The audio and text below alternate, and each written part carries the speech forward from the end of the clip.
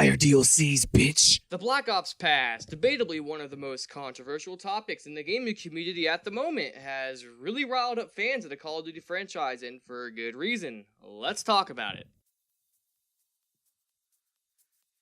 So I've played Call of Duty since the third game, and yes, I was a young one at the age of 6 when I first picked it up, but been playing for a long time, practically my whole life. My first online experience was with Modern Warfare 2. My friend had just got it, and I was the only one with Xbox Live in the trailer court, so everyone would bring their games to my house to play online. He eventually let me have the game, and due to that, I was hooked in, line and sinker. This game was the reason I met some longtime friends that I still talk to even today, the biggest being the guys that I shared the channel with, Ninja. Well, we actually met on Left 4 Dead 2, but we played COD for the most part. Okay, so fast forward to 2012 and Black Ops 2 was released, and I got it for Christmas that year. This was by far my favorite multiplayer experience, and to this day, I still play it a lot. Fast forward again to 2015 when Black Ops 3 released. I, again, got it for Christmas, and initially I loved it until I saw one major flaw. I think you all know what I'm referring to. Yes, the black market. The thing that got this game into a bit of heat and ultimately brought up the argument of whether or not things are getting out of hand with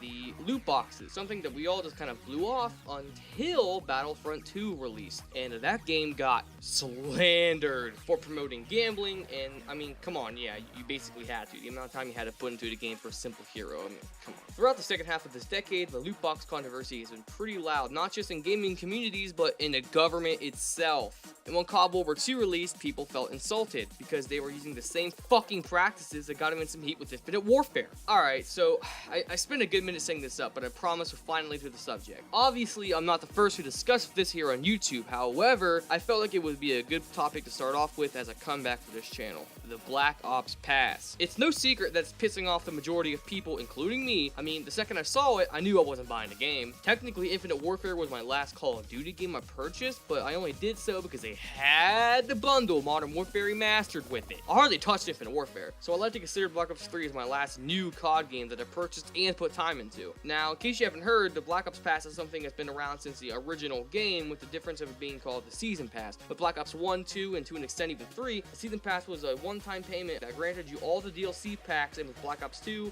Nuketown Zombies, and an exclusive calling card, this was fine, a decent purchase. However, Black Ops 4 is starting to go a different direction, and they're also renaming it to the Black Ops Pass. Now, it still functions the same, sure, but here's the fun part. If you are interested in the pass, you can't just go and buy it like any of the previous games. No, you have to buy the Digital Deluxe Edition or the Digital Deluxe Enhanced or Pro Edition, which is anti-consumer to most because of the fact that you're not allowed to spend $60 on a game, then consider getting it. You have to fork out $100 or more to right off the rip without any knowledge of what's to come in the future. As of now, there is no other methods. Activision makes you go all or nothing with this, and that's just unfair and frankly bullshit. I'm not the richest guy in the world, and now if I want to enjoy a DLC pack, I gotta go all or nothing with it. That's right, you can't just buy a map pack now, you have to get the Black Ops Pass. This isn't exactly what your consumers want to do, Activision. We want the merit of choice in our purchases, and yes, technically they have the right to do this, but eventually your fan base is gonna sniff out the bullshit and move on to other games. That's already happening too. Fortnite blew up in the last few months, and although I rarely play it, personally I think it's an unbalanced mess. I'll discuss that in a later video. There's millions of people that do, and a lot of them come from your fan base. This is gonna just keep happening as more games release with better and more consumer-friendly practices. You're gonna lose your moneymaker, and then what's gonna happen? Is that what needs to happen for you to wake up and crawl out of your bed? Who knows? But this won't go on forever, because more and more companies are switching to the free updates method because it's working for them. As I said in the beginning of this video, I grew up with this franchise, and I don't want to see it burn to the ground, but it's going to if Activision keeps up what they're doing. Realistically, the Black Ops Pass is the same thing we've been getting in the past, but now it's required if you ever want to try a new Zombies map or one more character in the new Blackout mode, as replacing the campaign, by the way. I'll probably cover this in a separate video. If this isn't possible anymore, it's all or nothing. I've seen this around YouTube, and I use this myself to research the topic. I'm going to share the tag that's going around. The Say No to Black Ops Pass tag. Spread this, let your voice be heard, and hopefully it makes an impact sooner than later. Thanks for watching, guys. Please let your voice be heard about this, and I'll see you in the next video. Peace.